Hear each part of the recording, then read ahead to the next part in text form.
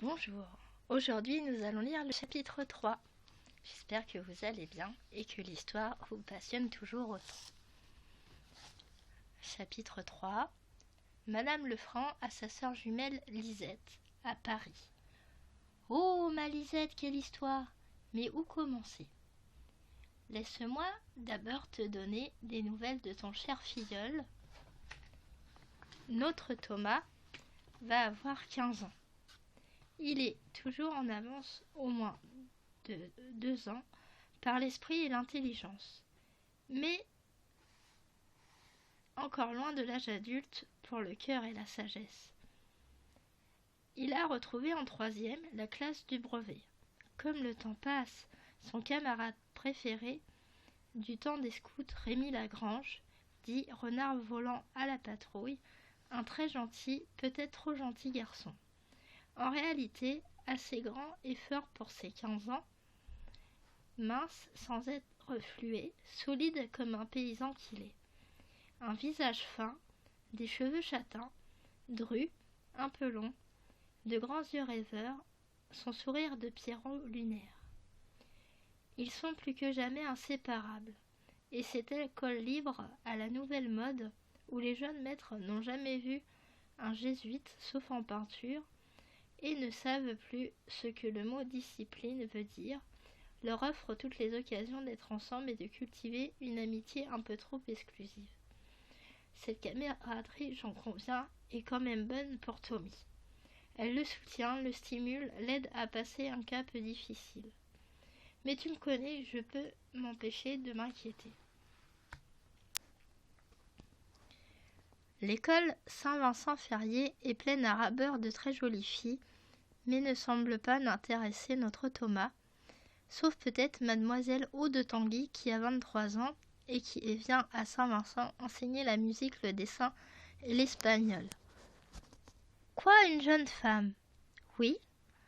Cela signifie-t-il que notre Tommy n'aime pas les filles ou qu'il s'attache seulement à celles qui ont au moins quelques années de plus que lui?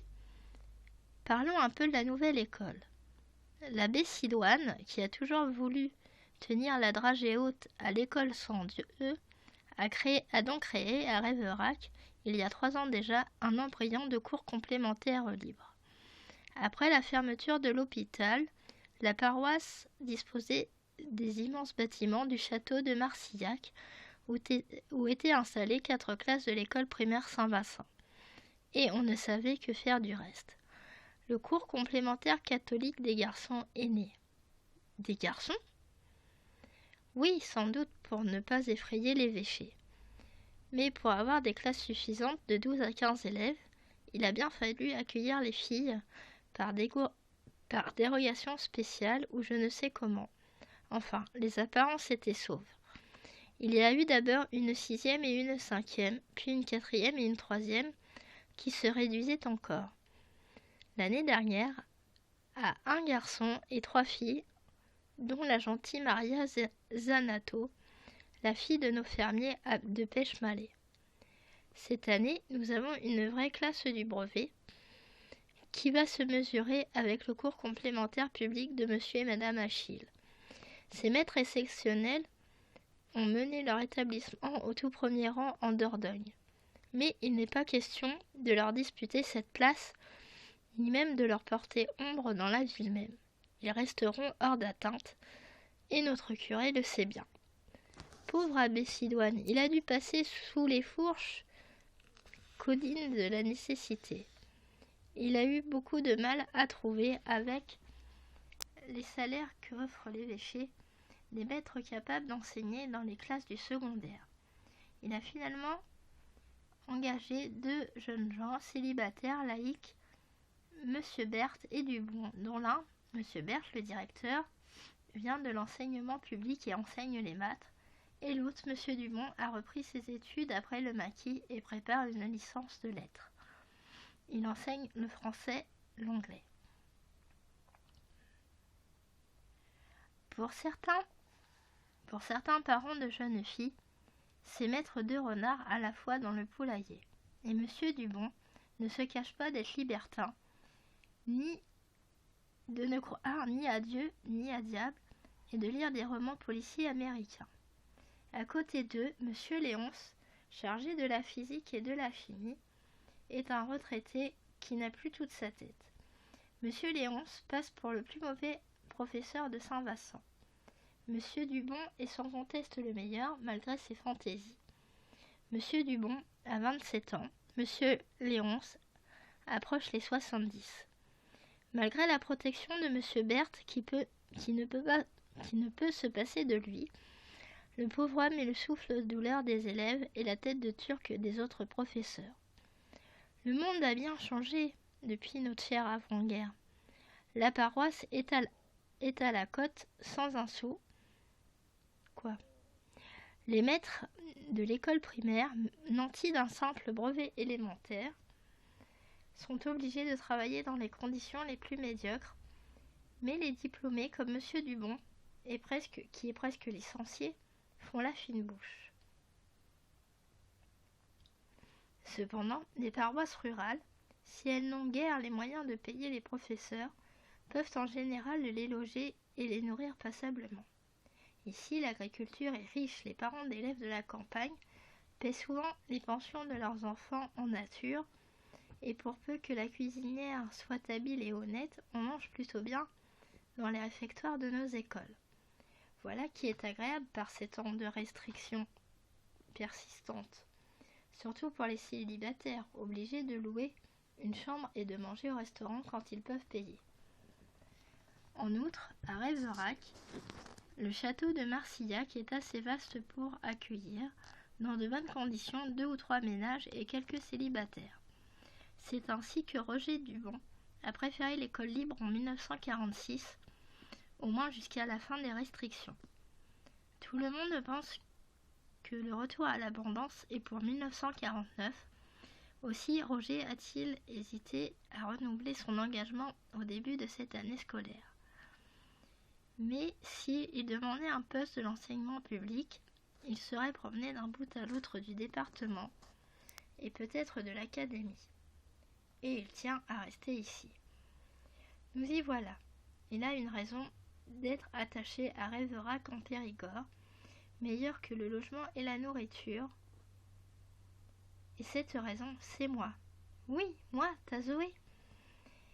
Il était le prof de français et d'anglais de Tommy en 4e et je l'ai rencontré comme mère d'élève il y a 1 an. Nous nous sommes revus à un mariage en début d'été. Un soir de fête, un seul baiser m'avait fait perdre la tête, j'étais grisée. Beaucoup d'autres rencontres ont suivi, les plus discrètes possibles. Dimanche dernier, Charles était parti à Bordeaux pour ses affaires. Tu connais mon cher mari, Lisette. En guise d'affaires, il passe ses week-ends avec les sœurs Languillon, d'anciennes ouvrières qu'il a installées dans la galanterie. Il lui en faut 2 à la fois maintenant. Mais je m'en fiche comme d'une guigne. Roger et moi, c'était de bonne guerre, avons décidé de nous retrouver à la maison de tante Milly, qui m'appartient maintenant. Roger est venu avec sa Simca 5 déglinguée, qu'il conduit comme un sabot. Il a toujours son faux permis du temps de la Résistance, la journée morale que voilà. Il m'a offert une longue balade dans la campagne, et quand nous sommes rentrés, il était tard, nous étions fatigués, nous avons décidé de rester pour la nuit à la maison de tante Milly. Une folie, bien sûr, mais je savais que Charles ne rentrerait pas avant le lendemain à midi. Et puis ce serait une première nuit que nous dormions ensemble. Roger et moi, tu imagines? Alors nous avons pris ce risque, nous l'avons fait. Tu me demandes si ce fut une belle nuit? Oh oui, oui. Tant et si bien que le lendemain matin, nous ne pouvions plus nous arracher l'un à l'autre. Tu as vécu ces choses plus souvent et plus fort que moi, ma Lisette, et tu peux me comprendre. Il pleuvait, c'était une sorte d'orage qui grondait depuis l'aube. Je ne me souvenais pas d'avoir vu un orage si tôt le matin. J'ai cru que c'était nous, que notre passion avait, pour ainsi dire, ébranlé le ciel. Je l'ai cru. J'ai essayé de retenir Roger. Je m'accrochais à lui de toutes mes forces. Je le suppliais de rester, de ne pas me laisser. Je proposais de partir avec lui au bout du monde. Finalement, je l'ai poussé dans sa petite auto. « Allez, va-t'en vite avant qu'on nous surprenne. » Il est parti, et tandis que je le regardais foncer sur le chemin, j'ai vu un gamin en pèlerine à capuchon trébucher du côté de la grange, trempé jusqu'aux os et cherchant sans doute un abri contre la pluie et le vent. Je me suis précipitée. J'ai vu que le garçon était légèrement blessé, des écorchures par-ci par-là, un coup à la tête qui l'avait un peu assommé, et il m'a paru tout près de tourner de l'œil. Mais alors, Malice du sort, je l'ai reconnu tout de suite, et j'ai cru que mon cœur s'arrêtait. Le petit Lagrange, Seigneur, Rémi Lagrange, le meilleur ami de Thomas. Et il avait vu la 5 sortir de la cour, et peut-être reconnu le conducteur, son professeur de français et d'anglais. Bien sûr, je n'ai vraiment pensé à la situation impossible où cette rencontre nous mettait qu'après m'être tout à fait rassurée sur l'état du garçon. Je l'ai réchauffé, bercé comme un enfant. Je me suis bercée comme une enfant du chimérique espoir qu'il n'avait pas vu ou reconnu Monsieur Dubon. Mais je ne pouvais pas lui poser la question. Je vis maintenant des moments d'indécision doux et terribles. Je n'ai pas encore dit la vérité à Tommy, mais je crois qu'il sait. Rémi Lagrange a-t-il parlé? A-t-il pour le moins posé des questions? Souvent je le souhaite. Je souhaite que tout soit révélé et que Charles me chasse. J'ai assez d'argent pour partir en ville avec Roger et vivre 2 ou 3 ans sans souci. Et puis, je travaillerai, nous serons heureux et... Mais Roger le veut-il? J'en doute parfois. Il a 27 ans, oui, c'est un tout jeune homme, j'ai oublié de te le dire. Et moi, j'ai le même âge que ma sœur jumelle, n'est-ce pas? Lisette et Zoé étaient déjà là en août 14, à peine trop jeunes pour dire au revoir à papa quand il est parti à la guerre. Roger est un enfant de la victoire. Sa mère a épousé son sous-œuf de père pour ses lauriers et ses médailles en 1919 et leur garçon est né en 1921. Il est jeune. Suis-je vieille? Je te dis franchement. S'il le veut, je pars avec lui. Et mon fils, mon Thomas? Thomas ne nous suivra pas. D'ailleurs, son père me le reprendrait. C'est pour lui que je t'écris. Conseille-moi vite, je t'en prie. Dois-je lui avouer ma liaison, franchement? Il a lu Madame Bovary. Il sait tout de l'amour. Enfin, il en sait, je crois, autant que moi. Mais ce n'est peut-être pas beaucoup. Et si Roger veut bien que nous vivions ensemble, loin d'ici, que dois-je faire avec ton filleul? Si je pars, je serai condamnée et séparée de mon garçon chéri jusqu'à sa majorité. Oh, je deviens folle, réponds-moi vite, je t'en prie. Je te donne 1000 baisers, tout mouillés de mes larmes. Je pleure, je suis heureuse. Je t'aime, ma Lisette. Ta Zoé, qui ne sait à quel sein se vouer.